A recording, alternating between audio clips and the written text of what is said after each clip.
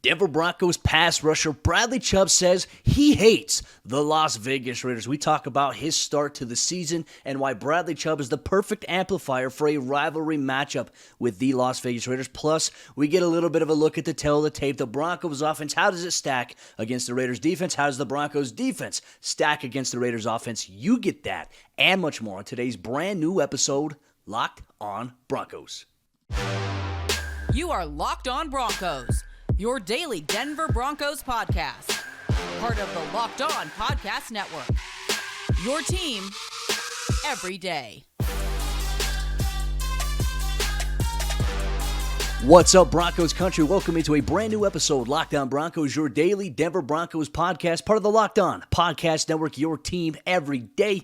Thank you so much to everybody in Broncos country for tuning in and making Locked On Broncos your first listen of the day, every single day, free and available everywhere you get your podcasts in audio format, or whether you watch us on YouTube. Do us a favor, go ahead, hit that subscribe or that follow button so you never miss out on a day's worth of Denver Broncos news, content coverage, and more. And if you're watching on YouTube, like this video and comment for the algorithm as it expands to more members across Broncos country, from the South Stands to the end zone. I'm your host, as always, Cody, Roark, Broncos reporter for Mile High Sports, joined alongside, as always, by my co-host, Sayre Bedinger. He's the site expert, predominantly orange.com. We cover the Denver Broncos every single day. Sayre, my friend, it is Raiders week. We had a great episode with your boy Q, host of the Locked On Raiders podcast. Folks, if you missed that, go check out. That was yesterday's episode, Locked On Broncos. Q brings some great objective insight from a Raiders perspective that previews this matchup. We're going to preview that as well. But tell you what, man, something with Raiders week always gets everybody going, Sayre. Broncos fans are going crazy. Raiders fans are feeling a little anxious with their 0-3 start. But one thing is for certain, Bradley Chubb, he said it. He says, I hate him when it comes to talking about the Las Vegas Raiders. You gotta absolutely love it, right, Cody? And not only that, I know Draymond Jones mentioned he hates the Chiefs. He's like, I don't know. It's kind of like one of those things where you're picking between which of your kids do you love the most, right? It's like, which of the division rivals do you hate the most? But I love that Bradley Chubb brought this up, and I love that he said it, because I think if you're a member of the Denver Broncos, you have to hate the Raiders, right? You have to. This is one of the longest standing rivalries in basically all of NFL and back all the way to AFL times. So the Broncos and the Raiders, it's a big time rivalry. You love to see players getting involved in the whole history of it and the passion behind it. And it's one of those things where for Bradley Chubb, man, he's probably looking to get off the schneid against the Raiders here and wants to have a big game against them. I know last year he kind of did against the Raiders. Unfortunately, the Broncos didn't come away with a win.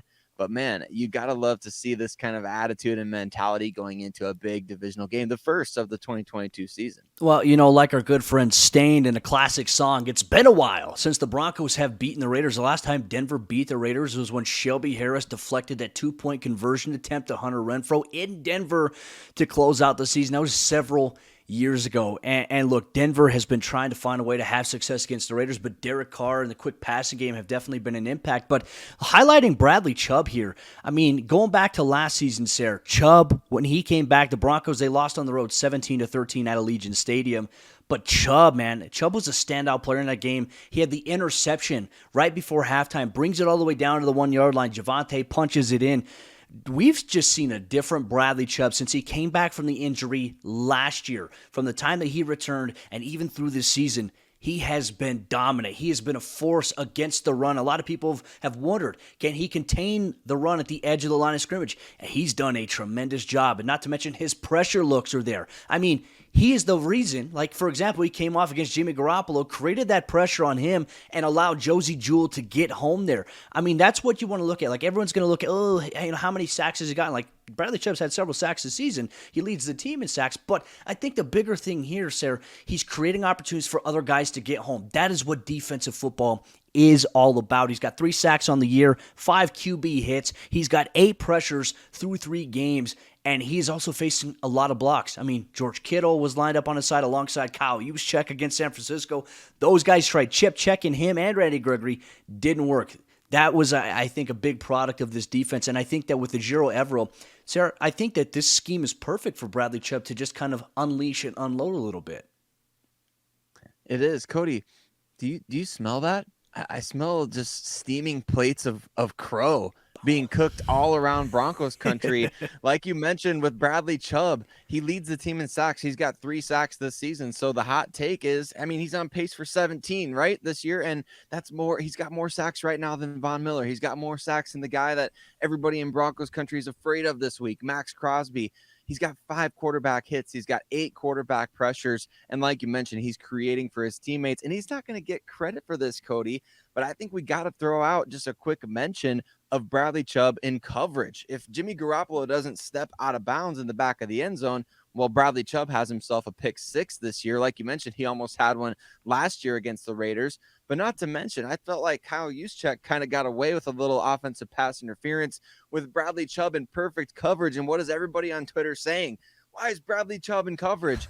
Well, why is a 275-pound man sprinting down the sideline, completely keeping pace? I know Kyle Juszczyk is a fullback, but he's considered one of the more athletic and one of the best in the NFL. And Bradley Chubb is step for step with him down the sideline in coverage. So to me, Cody, Bradley Chubb has been arguably, and I think this distinction could go to a lot of different players, including Pat Surtain, including Randy Gregory.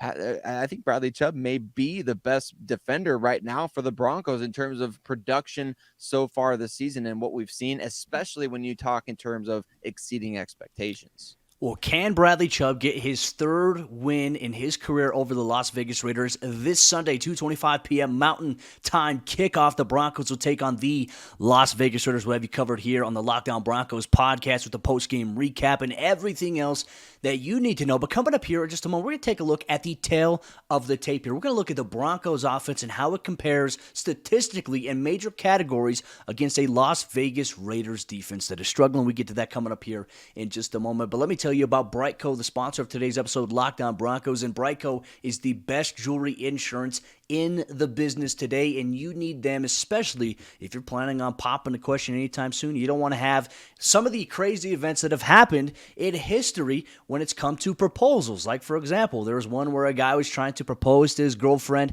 at a baseball game. He goes to get on a knee, he drops it, and it falls on the concrete and gets lost amongst everybody else. I imagine whoever picked it up probably had a really, really, really nice payday after that. And that guy was probably wishing that he had BriteCo jewelry insurance. And here's the lesson. You don't want to be that guy, and you certainly don't want it splattered all over the internet. The guys at BriteCo Jewelry Insurance will make sure you can get a replacement for the full value of that ring, no matter if it's lost, stolen, or you just can't figure out what happened to it. Go to brite.co/lockdown. It's the fastest, easiest, and cheapest way to cover your butt with the best jewelry insurance in the business. As we continue on today's episode of Lockdown Broncos, we're going to take a look at the Broncos offense and how it stacks up against the Las Vegas Raiders defense through 3 weeks. Each team has some interesting statistical categories and rankings that maybe put a little bit of question about this matchup in certain aspects. But thank you so much, Broncos country, for tuning in, making Lockdown Broncos your first listen of the day, every single day, free and available everywhere you get your podcasts in audio format, or whether you watch us on YouTube. If you're watching on YouTube, do us a favor, hit that like button on the video. Also, comment for the algorithm. Share us your thoughts on today's episode. Give us your prediction for the game this weekend. We want to see that down below, YouTube comment section. But Sayre, let's take a look here at the official tail of the tape between these two teams. Take a look at the Broncos offense. Where do they rank inside the top 10 in the National Football League through 3 weeks? I think one of the bigger keys here, and this is kind of a really good one if the offense can really get things going, but time of possession. Right now, the Broncos are currently 6th in the NFL, averaging 33 minutes and 34 seconds time of possession per game so far this season. That's controlling it and having the ball more than half the game, which is something you want to see. Now, if only they could punch it in. That's exactly what they need to do, right? And that's what we saw through the first 2 games. And as we kind of talk about, hey, what are some of the concerns of the Broncos offense for the first 3 weeks going into week 4 and beyond? I think it's encouraging to remember, like against the 49ers, the Broncos did have trouble moving the ball, but weeks 1 and 2 against Seattle and Houston, they absolutely did not have trouble moving the ball. So we were talking after weeks 1 and 2 about, the play calling is really good. The offense is moving the ball efficiently and effectively, winning time of possession. They were at the time, first in yards per drive. So there were some good things happening for the offense. And like you mentioned, a time of possession battle against a team like the Las Vegas Raiders is going to be absolutely huge, because what are you doing if you're holding on to the football? You're keeping it out of Derek Carr's hands, and thus you're keeping it out of Devontae Adams' hands and Darren Waller's hands. And so you want to win the time of possession battle. We talked with your boy Q on the crossover episode, Cody, about what is this identity of the Broncos team. And really the perception from his side is that they're supposed to be a run-oriented team, but we're seeing so far this season, it's kind of been tough sledding in that regard. But the Broncos net rushing per game, 117.7 yards per game on the ground. That does rank 12th in the NFL. So just outside that top 10 that you mentioned. And that's what you love to see, because when you look at the Las Vegas Raiders defense and what they're allowing right now, I mean, we talk about net yards per game here. They're allowing opponents to move the ball and have offensive production at a rate of 376.3 yards per game, which is 21st in the NFL. They're allowing 5.7 yards per play, whereas the Broncos, they come into this game averaging 5.3 yards per play offensively. Offensive yards per game, Denver's at 348. That's pretty decent right now. That's 16th in the NFL. And honestly, the difference between 16th and even in the top 10 placement there is probably about like 10, 11 total yards there. So I think that's something to consider. And really, last week's performance offensively really kind of impacted the Broncos' initial standing, because the first 2 weeks, like you mentioned, they were ranked inside the top 10 and some categories in the top 5 when it came to offensive production. But I want to highlight something here that is the concern here for this Broncos team right now, and that is points per game scored. They're averaging 14.3 points per game, which is 31st right now in the National Football League. They scored 16 in their first 2 games. They scored 11 in the third game. This is the biggest trending concern right now with this Broncos offense, is not being able to put up the points. Coming into the season, you and I and everybody in Broncos country, like, hey, the Broncos have, on average have scored like 16 points per game, usually through the last few years. And we have a feeling like, hey, they're probably going to score maybe 10 more points per game than they did in the prior years. So far, that has not been the case. But the Las Vegas Raiders, like I mentioned, allowing 25.7 points per game. We've said it. This could be the game where the Broncos offense finds some rhythm and gets going. Not to mention, we talked about with your boy Q, the secondary right now for them is banged up. They are, and that's going to be huge for the Broncos in this game to take advantage of, with Courtland Sutton, Jerry Jeudy. We talked about KJ Hamler potentially getting more involved, and we need to see that. We need to see these tight ends step up. We need to see more from everybody on the offense in general, but I think it's a great opportunity, and this game really, Cody, to me, looks like a get-right game for either of these teams. Either the Broncos are going to get right on offense, and we're going to start to see what is that Russell Wilson offense that we all dreamed of and hoped of.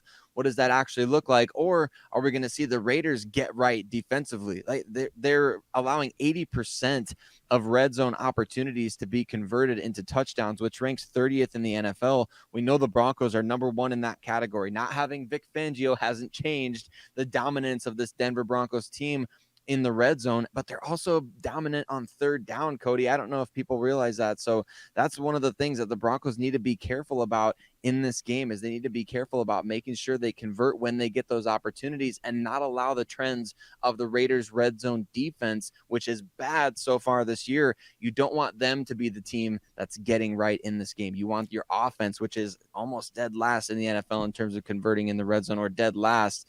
It is dead last, 14.3%. So you want to make sure you're the team that's getting right in this game, not the Raiders. Yeah, I mean, this matchup, the headline is the bottom-ranked red zone offense in the NFL with the Denver Broncos against one of the bottom-ranked red zone defenses in the NFL with the Las Vegas Raiders. I mean, who's going to be proven right or wrong in this situation? That's going to be a huge key of the game here. Now, I will say this is probably a little bit of a concern as well through 9 games. We saw on Sunday Night Football against the 49ers, the Broncos, Russell Wilson was sacked 4 times. He's been sacked a total of 9 times through the first 3 games. And we've mentioned our concerns a little bit about the consistency side with the right side of the offensive line. Will Quinn Miners get the start at right guard this week? He was active last week in an emergency situation as he continues to deal with a hamstring injury or recovery from that. And then we've always wondered, when's Billy Turner going to play? It's not looking like he's going to debut anytime soon. So it's either Cam Fleming or Calvin Anderson. And in my opinion, I think the Broncos should start Calvin Anderson at the right tackle position. I think he gives you a little bit more athleticism there, and he had a really great down block on Melvin Gordon's rushing touchdown to crash down the defensive end to allow the kick out by Dalton Reiser and Andrew Beck to free up Gordon for the touchdown on Sunday Night Football, and their only red zone opportunity in which they converted 1 of 100% against the 49ers. You love to see things like that. But for me, you also look at that in comparison to the Raiders' defense. They only have 2 sacks on the season, and guess who? Max Crosby. Max Crosby, and he's going to be that problem off the edge that the Broncos have to deal with. And maybe that does force them to consider, if Billy Turner was plan A, maybe you do give Calvin Anderson a shot out there based on what you've seen, or what we saw, I guess, from Cam Fleming against Nick Bosa. And again, that's not really a fair curve to grade on, is it? You know, it's Nick Bosa. He's one of the best in the league, but at the same time, you're protecting Russell Wilson out there. You have to do whatever it takes at all costs. You can't be afraid to hurt feelings out there, right? You have to make sure you protect your, $256 million investment, or what people on Twitter are saying, $250 million. Everybody likes to make things seem so much crazier than they really are.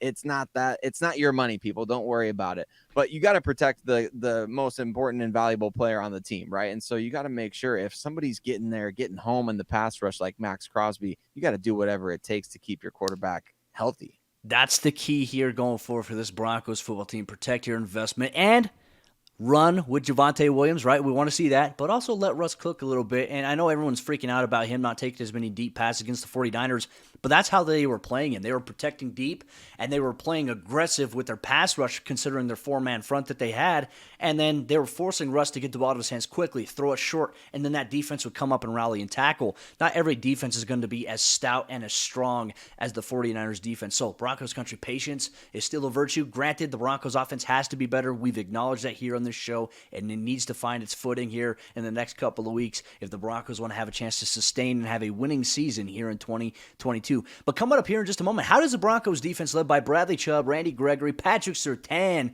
Caden Stearns, Kareem Jackson, and company, stack up against this Raiders offense? We take a look at the tail of the tape on that aspect coming up here in just a moment. But I just want to say thank you so much to everybody in Broncos country for tuning in and making Locked On Broncos your first listen of the day every single day if you're a Broncos fan. But if you're a Nuggets fan, we want you to go check out the Locked On Nuggets podcast after this show right here, because training camp is starting up and the Nuggets have a brand new culture going on right now. Calvin Booth is now the general manager, but you still have the same friendly faces of Nikola Jokic, the back-to-back MVP, the return of Jamal Murray and Michael Porter Jr., Adam Mares, and Matt Moore have you covered with all the pick-and-roll action that you need of your Denver Nuggets here on the Locked On Podcast Network. The Broncos defense faces a tough test on Sunday against the Las Vegas Raiders offense. Despite the Raiders' 0-3 record, Broncos fans should not overlook that Derek Carr and the Raiders offense has had the Broncos number in the last couple of years. But how can the Broncos defense change that a little bit? Thank you so much, Broncos country, for making Lockdown Broncos your first listen of the day. We appreciate you so much. Make sure you hit that subscribe and that follow button on your favorite audio podcasting platform, or whether you're watching on YouTube, so you never miss out on a day's worth of Denver Broncos news, content, coverage, and more. The defense, I think, this week, Sayre, I think Broncos country is super excited about that. Like, they want to see the offense take off for Denver, but I also think that they're really excited to see how this defense can stack up against Derek Carr, who's carved them up in the past, and not to mention Davante Adams, the newest addition, who is frustrated. And Broncos players have said that. I spoke with PJ Locke this week in the locker room, and one of the things that he told me, he says, you know, we know that they're going to come out slinging the pill around because Davante Adams, he's frustrated a bit. He's a little bit mad because he hasn't been targeted as much, so we anticipate that they're going to come out and try to force feed him the ball a little bit. The defense is ready for this challenge, but man, we've already talked about Bradley Chubb and his hatred for the Raiders.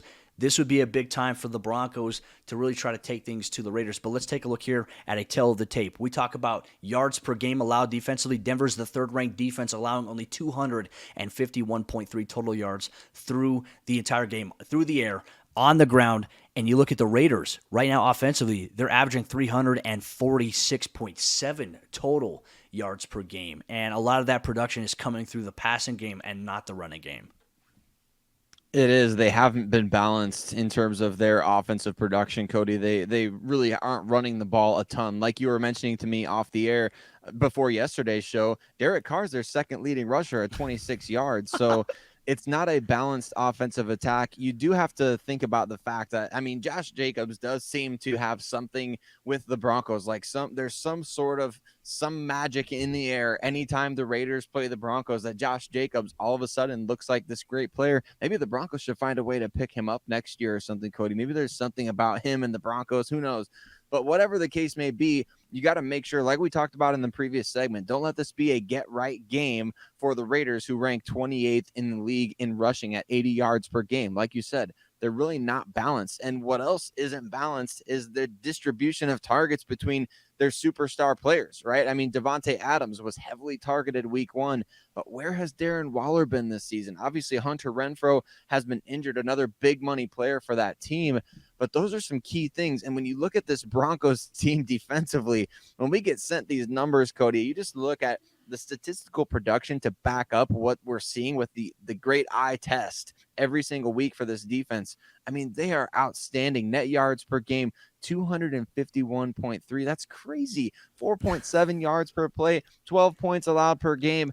I saw one prediction from Adam Rank, the professional Broncos hater for NFL Network. He thinks the Raiders are winning this game 35-30. The Broncos have allowed 36 points all year long, Cody. So to me, this is one of those things where yes, Derek Carr has beat the Broncos quite a bit in recent years, but at the same time, the Broncos defense it lets you sleep at night. You know that you're getting consistent output from them week in and week out, especially since they're healthy. Well, let's take a look at these metrics here when we look at the Broncos defense in their top ranks. 6th in yards per play allowed at 4.7. They're the 2nd-ranked scoring defense right now in the NFL, allowing only 12 points per game. Then they're the 6th-ranked rushing defense, only allowing 81.3 yards per game. When you look at the Raiders' offense for them in the rushing attack, they're only averaging 80 yards on the ground, which is good for 28th in the National Football League. I think a lot of that is due to some context, right? Because when you're trailing by 10 or more points than where we've seen the Broncos do that in the past. Remember, we've always said, how come they're not running the ball more? Well, it's because they're trailing. And when you are trailing by 10 points or more and you run the ball, you're going to litigate and kind of minimize your ability to maybe have opportunities to come back and win because you're running the clock out. But there's also the passing game. I mean, Denver right now is the 3rd-ranked defense, allowing only 170 yards per game through the air from quarterbacks. They're tied for 1st in fumble recoveries with 3. They're also tied for 8th right now with 9 sacks on the season, which is a good start for them. They didn't have this type of production through the first 3 games last year. But it comes to 3rd down, and it comes to the red zone that really stands out to me. The Broncos are now the 3rd-ranked 3rd down defense in the NFL, allowing opponents to only convert on 26.5%. I mean, last week, San Francisco, 1 of 10. 1 of 10. And they faced various 3rd and short situations. Shout out Mike Purcell, DJ Jones, and the secondary for flying around and making plays. And in the red zone, only allowing 25% of opponents to convert in their scoring drives there. That's crazy. And that was really... where did it come from? It came from the 49ers on the illegal offensive pass interference. There should have been called on Deebo Samuel, was not. So Denver's defense is playing pretty legit right now, Sayre. And when you look at the Raiders' red zone offense, almost dead last at 46.2% completion percentage. I mean, they're not too far off from the Denver Broncos. Denver's worse, though. I mean, because you look at the Raiders right now, they're 26th. The Broncos are 32nd, and it's a 14.3% for Denver, 46.2% for the Raiders. So it does not look good from the red zone optics for both offenses. But, man, if you would have told me coming into this game that Devontae Adams would be the 2nd leading receiver and that Matt Collins would be the leading receiver for this team, I would have been like, what? What's going on in Las Vegas? And certainly that is the case.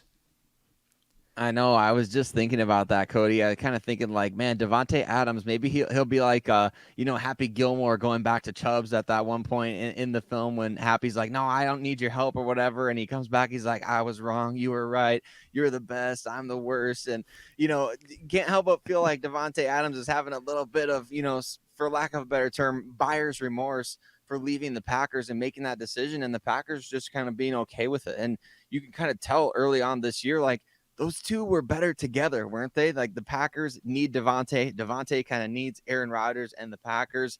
It hasn't been perfect thus far by any means for Devontae Adams, and it's not getting any easier now going up against Pat Surtain II, who has been absolutely lights out. And I think I agree with your boy Q, who he talked on the crossover podcast.